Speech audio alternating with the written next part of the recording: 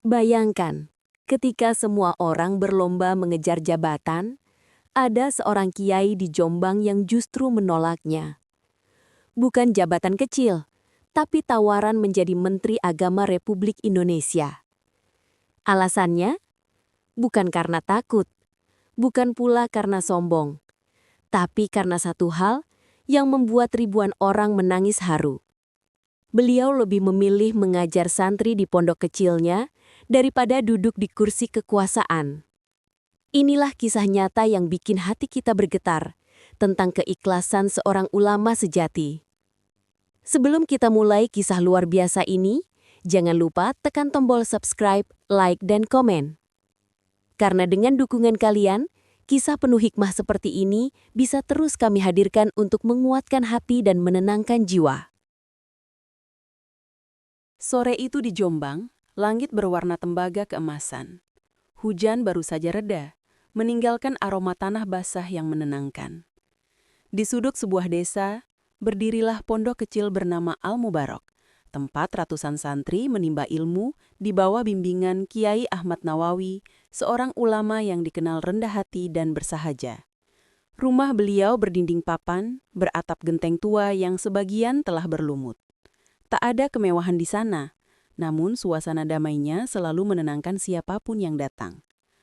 Kiai Nawawi duduk di serambi, ditemani secangkir teh panas dan kitab kuning yang terbuka di pangkuannya.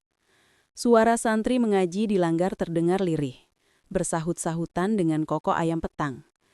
Ia menatap langit, seolah berbicara dengan Sang Pencipta, ketika tiba-tiba langkah seseorang terdengar tergesa di depan pagar bambu.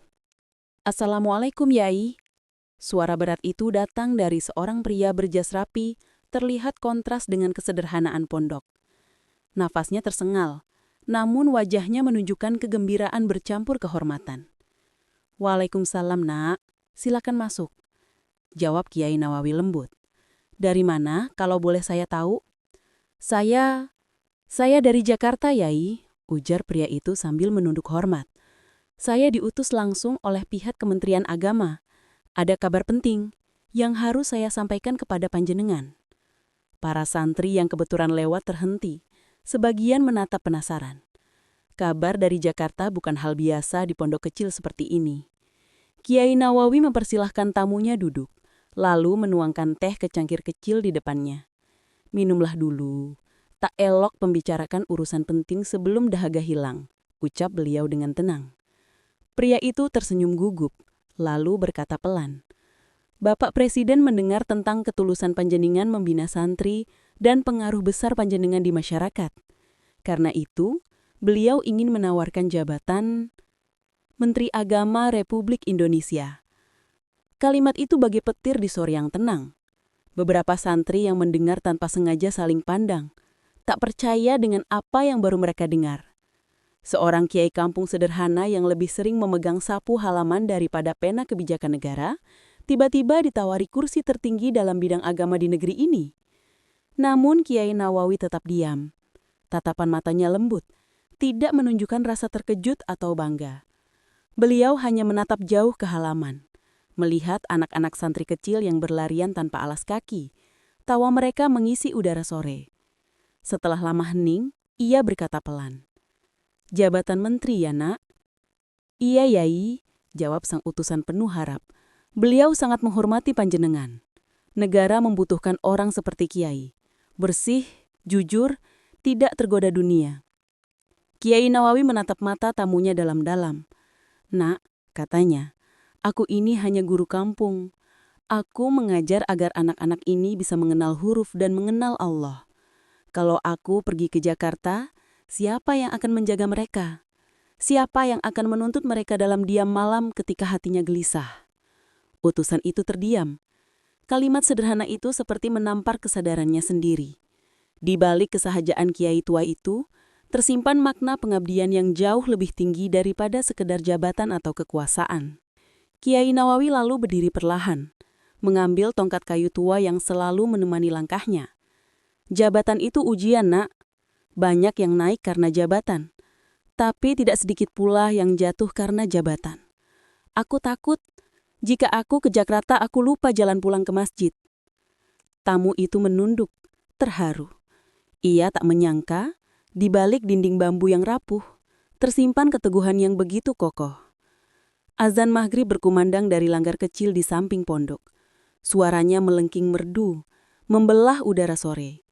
Kiai Nawawi tersenyum dan berkata, "Kita lanjutkan pembicaraan setelah sholat, Nak. Karena jika urusan besar dibicarakan tanpa menyebut nama Allah, maka hati bisa tersesat." Mereka pun berjalan menuju masjid. Langkah Kiai Nawawi pelan, namun setiap pijakannya seolah menanamkan ketenangan. Sementara sang utusan mengikuti di belakang dengan perasaan campur aduk. Ia baru sadar bahwa di dunia yang dipenuhi ambisi, masih ada manusia yang menimbang keputusan bukan dengan logika, tapi dengan cahaya hati. Malam itu, setelah sholat berjamaah, kabar itu mulai menyebar pelan. Dari satu santri ke santri lain, dari masyarakat sekitar hingga ke telinga pejabat yang pernah berkunjung ke pondok. Semua orang berbicara hal yang sama. Kiai Ahmad Nawawi ditawari jabatan Menteri Agama. Namun di tengah bisik-bisik itu, sang kiai tetap tenang. Ia melanjutkan rutinitasnya seperti biasa. Mengajar kitab kuning, memeriksa hafalan, dan menuntun santri-santri yang belajar wudhu dengan sabar. Tak ada tanda-tanda bahwa ia baru saja ditawari jabatan tinggi negara. Di hati beliau hanya ada satu kegelisahan.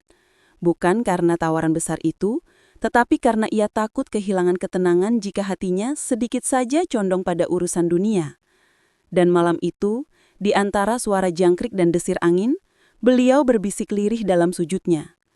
"Ya Allah, jika jabatan ini membuatku jauh darimu, maka cukupkanlah aku dengan kesederhanaanku di pondok ini. Karena ketenangan tanpamu hanyalah kehampaan yang dibungkus gemirlap dunia."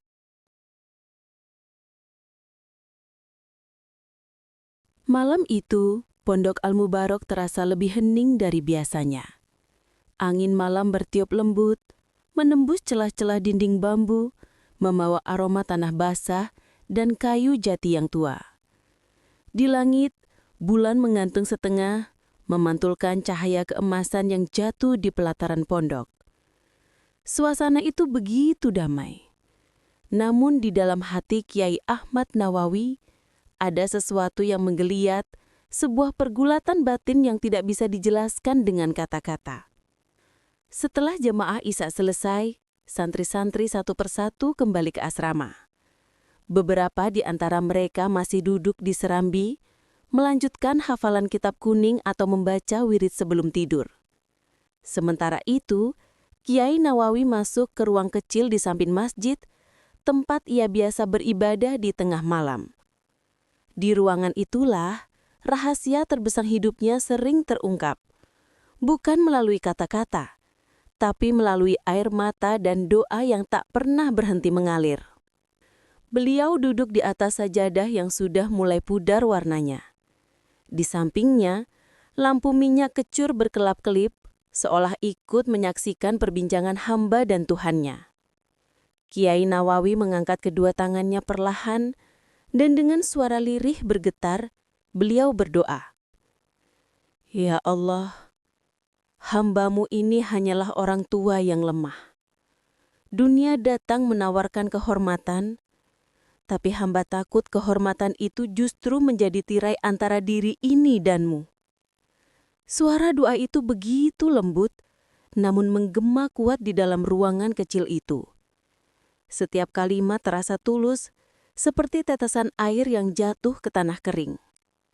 Tidak ada keluhan, tidak ada permintaan duniawi, tapi hanya keinginan agar hatinya tetap bersih, tidak tergoda oleh kilau jabatan dan penghormatan manusia. Di luar ruangan, seorang santri bernama Fauzan, santri senior yang biasa menemani Kiai, tak sengaja mendengar doa itu. Ia berhenti di depan pintu, tak berani masuk. Air matanya menetes tanpa sadar. Ia baru menyadari bahwa gurunya sedang menolak sesuatu yang bagi banyak orang mungkin menjadi mimpi terbesar hidup mereka, menjadi menteri. Setelah lama berdoa, Kiai Nawawi bersujud lama sekali. Bahkan Fauzan merasa waktu berhenti. Sujud itu begitu lama, begitu dalam, Sampai akhirnya beliau duduk kembali dan menarik nafas perlahan. Dengan mata berkaca-kaca, beliau berkata pelan, "Ya Rob, jika aku menerima jabatan itu, mungkin aku akan dikenal manusia. Tapi jika aku menolak, mungkin hanya Engkau yang tahu alasanku. Dan aku lebih memilih dikenal oleh-Mu, bukan oleh dunia." Malam semakin larut, jam menunjukkan pukul 2 dini hari. Di luar, hanya suara jangkrik dan hembusan angin yang terdengar. Kiai Nawawi menatap mushaf Al-Quran di depannya, membuka halaman yang telah lusuh karena sering dibaca. Jemarinya yang keriput menyentuh huruf demi huruf, dan beliau membaca dengan suara bergetar. "Dan janganlah kamu berpaling dari mereka yang berdoa kepada Tuhannya di pagi dan petang hari, yang mengharapkan keridhoannya." Surat Al-An'am ayat 52. Air matanya kembali menetes. Ayat itu seolah menjawab kegelisahan yang sejak sore menghantui hatinya. Dunia mungkin bisa memberi kebesaran, tapi hanya Allah yang bisa memberi ketenangan. Dan bagi beliau, ketenangan itu jauh lebih berharga daripada segala jabatan. Fauzan akhirnya mengetuk perlahan pintu ruang itu. "Yai, maaf, saya tidak sengaja mendengar doa panjenengan. Tapi izinkan saya bertanya, Yai. Kenapa panjenengan tidak menerima jabatan itu? Bukankah dengan menjadi menteri, Kiai bisa membantu lebih banyak orang?" Kiai Nawawi tersenyum samar.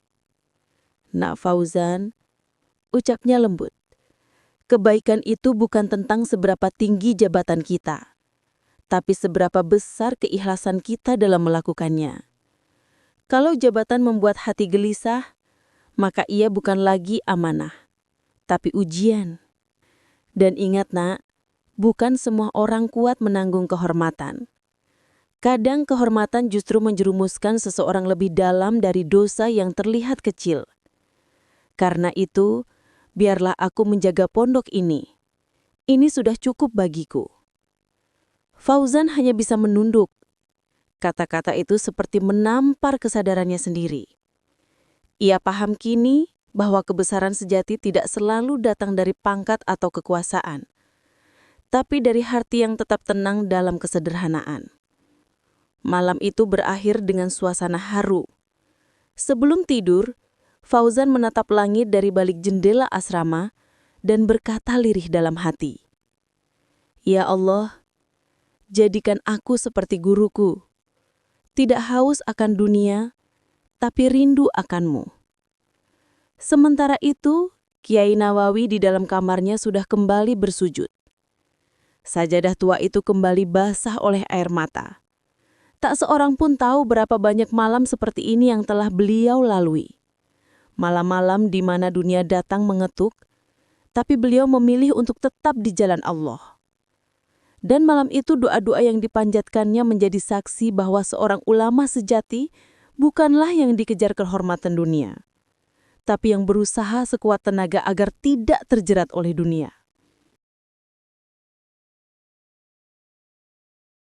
Beberapa hari setelah malam panjang penuh doa itu, Pondok Al-Mubarok kembali berjalan seperti biasa. Suara para santri yang mengaji selepas subuh memenuhi udara, burung-burung berkicau di antara pepohonan jati, dan aroma tanah basah sehabis hujan menyelimuti seluruh halaman pondok, seolah tidak ada apa-apa yang terjadi. Tapi di balik kesederhanaan itu, angin ujian kembali berhembus ke arah Kiai Ahmad Nawawi. Pagi itu, sebuah mobil hitam mewah berhenti di depan pondok.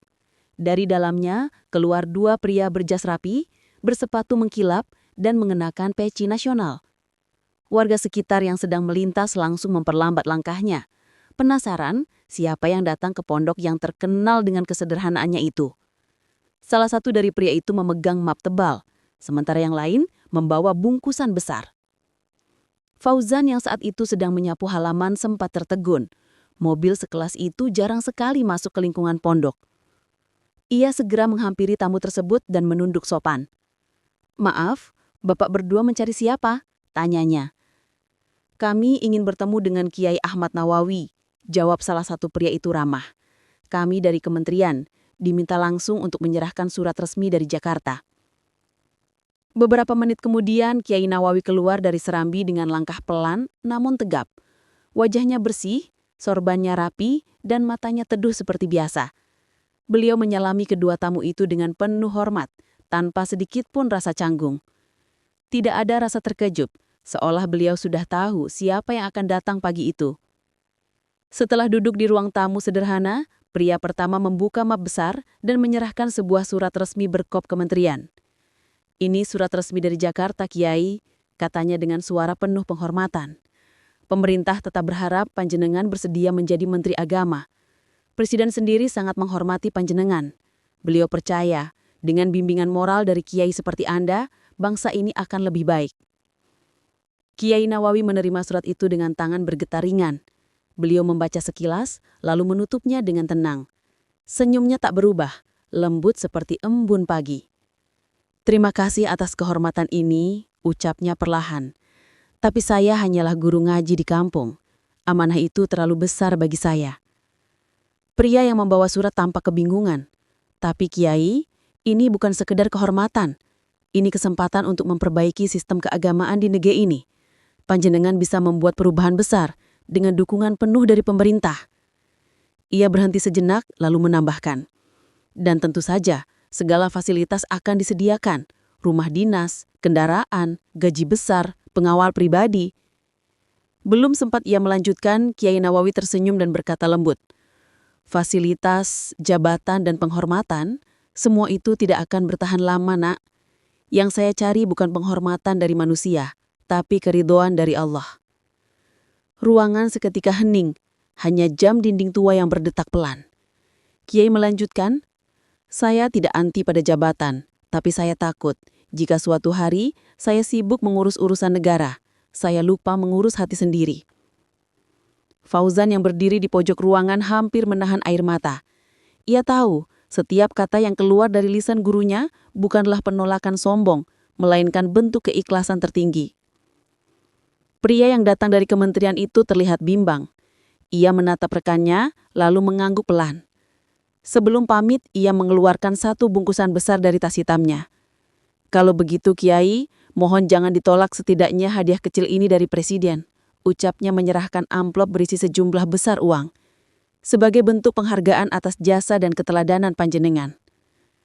Kiai Nawawi menatap amplop itu lama.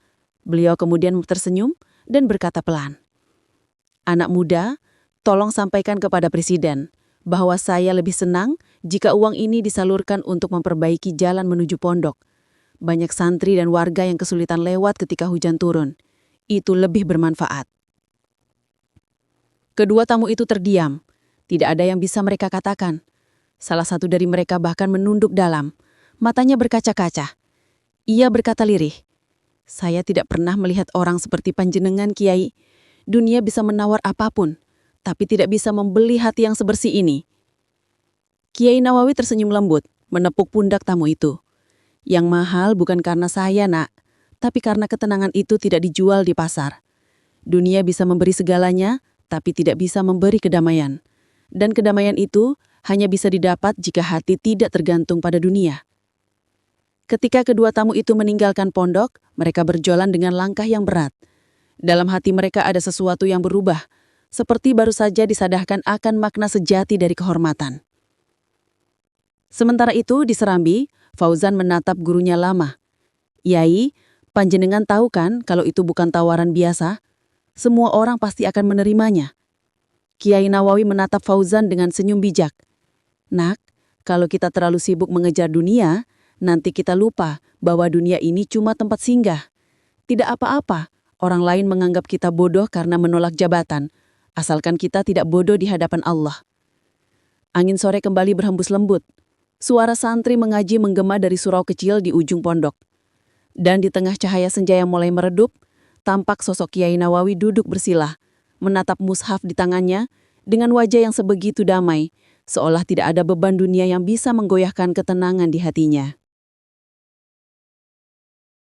Hari-hari setelah penolakan tawaran jabatan itu berjalan tenang di permukaan, namun sesungguhnya badai sedang bergolak di dalam hati Kiai Ahmad Nawawi. Tidak lama setelah para utusan dari Jakarta kembali, kabar tentang penolakannya menyebar ke berbagai penjuru. Media lokal menulis judul besar, "Seorang Kiai di Jombang tolak jabatan Menteri Agama." Sebagian orang memujinya sebagai simbol kesederhanaan dan keteguhan hati. Namun, tak sedikit pula yang mencibir. "Kalau memang ingin mengabdi, kenapa tidak lewat pemerintahan?" Begitu komentar sebagian masyarakat. "Apa beliau takut? Atau mungkin merasa tidak mampu?" Tanya yang lain dengan nada meremehkan. Desas-desus itu lambat laun sampai ke telinga para santri. Beberapa dari mereka mulai bimbang. "Yai, bukankah kalau panjenengan jadi menteri, pondok ini bisa lebih besar?" Tanya salah seorang santri muda pada suatu malam. Kiai Nawawi menatap lembut wajah polos muridnya itu. "Nak, besar kecilnya pondok tidak ditentukan oleh uang, tapi oleh keikhlasan yang membangunnya." Jawabnya lirih. "Tugas kita bukan memperluas tembok, tapi memperdalam hati." Namun, ujian sebenarnya belum selesai. Sore itu ketika hujan deras mengguyur, seorang utusan datang membawa kabar mengejutkan. Pondok kehilangan salah satu donatur tetapnya. Orang itu adalah pengusaha kaya dari Surabaya yang selama bertahun-tahun membantu biaya santri yatim. Ia mengaku kecewa karena Kiai Nawawi menolak tawaran jabatan yang menurutnya bisa memperluas pengaruh pondok. Kabar itu membuat banyak pengurus cemas. "Bagaimana kita membayar kebutuhan bulan depan, Yai?" Tanya Pak Thohir, bendahara pondok dengan nada khawatir. "Beras santri habis dan ada beberapa bangunan yang harus diperbaiki." Kiai Nawawi hanya tersenyum. "Tenang Pak Thohir, Allah tidak pernah tidur. Kalau kita tulus, Dia pasti cukupkan." Namun setelah Pak Thohir pergi, Kiai Nawawi duduk lama di serambi. Matanya menatap air hujan yang menetes dari genting, jatuh ke tanah, membentuk genangan kecil. Dalam hati beliau bergumam pelan, "Ya Allah, apakah ini caramu menguji keteguhanku?" Malam itu beliau kembali ke ruang ibadah kecil di samping masjid. Sajadah tua terbentang. Di luar suara hujan belum reda, namun di dalam sana hanya ada keheniman dan rintihan doa yang lirih. Kiai Nawawi bersujud lama sekali, tubuhnya gemetar oleh dingin dan haru. "Ya Rob, Engkau tahu isi hatiku. Aku tak menolak jabatan karena sombong, tapi aku takut kehilanganmu. Tapi bila dengan keputusanku ini Engkau uji dengan kesulitan, maka kuatkanlah aku." Air matanya menetes bercampur dengan dinginnya lantai. Di luar, Fauzan berdiri diam di depan pintu menyaksikan gurunya berdoa tanpa henti. Ia tahu betul, setiap sujud itu bukan sekedar ibadah, tapi percakapan jiwa yang begitu dalam antara seorang hamba dan penciptanya. Beberapa hari kemudian, cobaan datang lagi. Salah satu bangunan pondok, ruang makan santri, roboh karena kayu penyangganya lapuk dan hujan deras mengguyur tanpa henti. Santri-santri berhamburan keluar, beberapa menangis, beberapa berusaha membantu. Kiai Nawawi datang dengan langkah cepat dan yang pertama beliau lakukan bukan panik, tapi tersenyum. Beliau menepuk pundak Fauzan dan berkata tenang, "Tidak apa-apa, Nak. Pondok ini mungkin rapuh, tapi jangan biarkan hati kita ikut roboh." Malam harinya, beliau memimpin santri-santri bergotong royong membersihkan reruntuhan. Mereka menyalakan lampu minyak, mengangkat kayu, menata genting satu persatu. Kiai Nawawi ikut memikul beban. Tangannya kotor oleh tanah. Pakaiannya basah kuyup. Tapi di wajahnya terpancar ketenangan yang aneh. Ketenangan yang tak bisa dibeli oleh jabatan, harta, atau pujian dunia. Di sela-sela itu, Fauzan tak kuasa menahan haru. "Yai, kenapa panjenengan tetap tersenyum padahal semua orang sudah panik?" Kiai Nawawi berhenti sejenak, menatap reruntuhan bangunan itu sambil berkata pelan, "Karena kalau kita masih bisa tersenyum di tengah kesulitan, itu tandanya iman kita masih hidup. Beliau menatap langit yang mulai cerah setelah hujan reda. Dan aku percaya, setiap yang roboh akan dibangun kembali, asalkan niatnya bukan karena dunia. Beberapa hari kemudian, entah bagaimana, bantuan datang dari arah yang tak disangka-sangka. Seorang pedagang kecil dari Pasuruan mengirimkan truk berisi beras dan bahan bangunan. Di suratnya tertulis, "Saya tidak kenal Kiai, tapi saya mendengar kabar bahwa pondok panjenengan butuh bantuan. Semoga ini bisa sedikit meringankan." Kiai Nawawi membaca surat itu sambil tersenyum haru. "Lihatlah Fauzan," ucapnya, "kalau Allah sudah berkehendak, pertolongan bisa datang dari arah manapun. Dunia boleh menguji, tapi Allah tidak pernah meninggalkan." Malam itu, ketika pondok kembali tenang, Kiai Nawawi duduk di serambi, menatap bintang di langit. Beliau berbisik pelan, seolah berbicara dengan diri sendiri. "Sekarang aku tahu ya Rob, kadang engkau ambil sesuatu bukan untuk menghukum, tapi untuk menunjukkan bahwa hanya engkau tempat bergantung. Dan di bawah langit malam yang jernih itu, ketenangan yang sesungguhnya akhirnya turun di hatinya, bukan karena dunia berhenti menguji, tapi karena hatinya berhenti menggantungkan diri pada dunia." Beberapa bulan telah berlalu sejak badai cobaan itu. Pondok Nurul Barokah perlahan bangkit kembali. Bangunan yang dulu roboh kini berdiri lebih kokoh, dan yang lebih penting, hati para santri menjadi lebih tegar dari sebelumnya.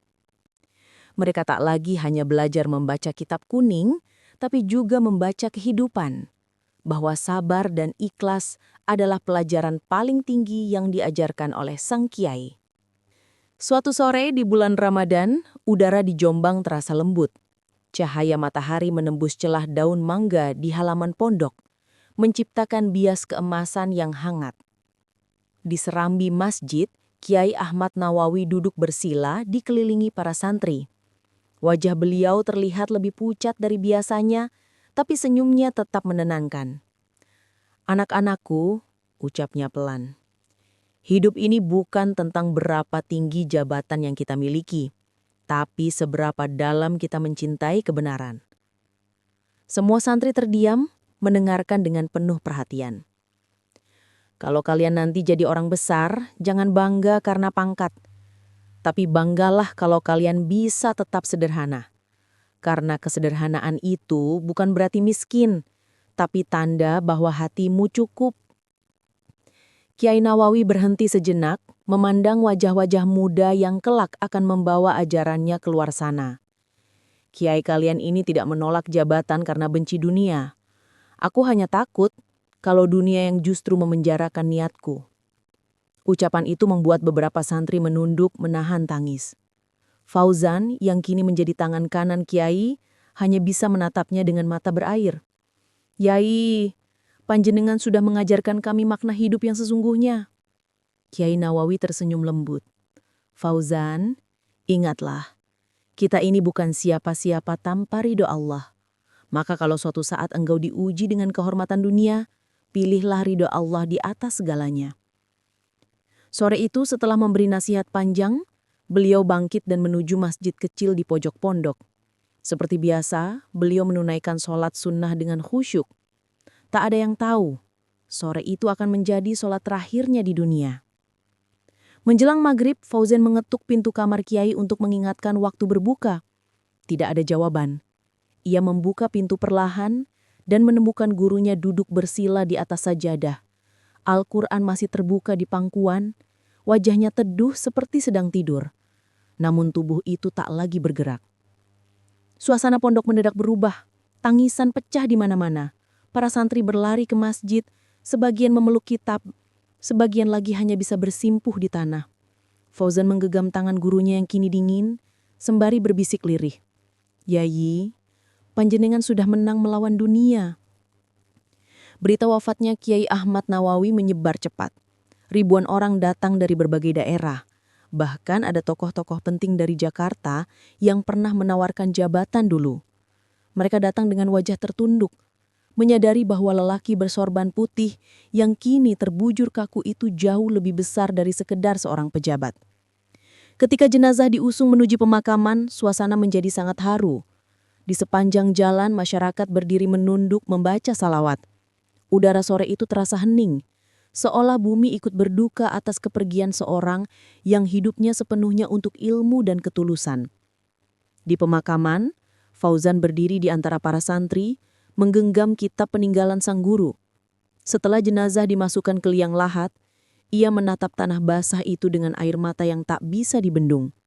"Yayi, panjenengan memang menolak jabatan menteri, tapi bagi kami, panjenengan adalah menteri kehidupan, menteri hati kami." Sejak hari itu, Pondok Nurul Barokah tidak pernah sepi. Santri datang dari berbagai daerah, bahkan dari luar negeri. Nama Kiai Ahmad Nawawi hidup di setiap doa dan pelajaran yang diajarkan. Tak ada plakat penghargaan, tak ada gedung mewah atas namanya. Tapi warisannya jauh lebih berharga. Keteladanan tentang makna pengabdian yang sejati.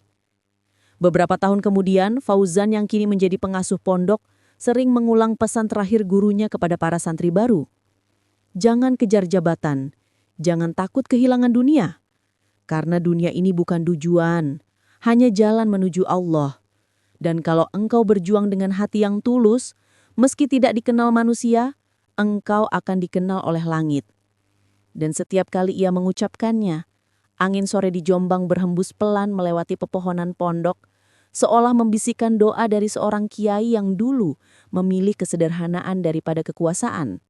Kiai yang menolak menjadi menteri, bukan karena takut dunia, tapi karena ia telah memiliki sesuatu yang jauh lebih tinggi, ketenangan dan cinta yang tidak bisa dibeli dengan apapun.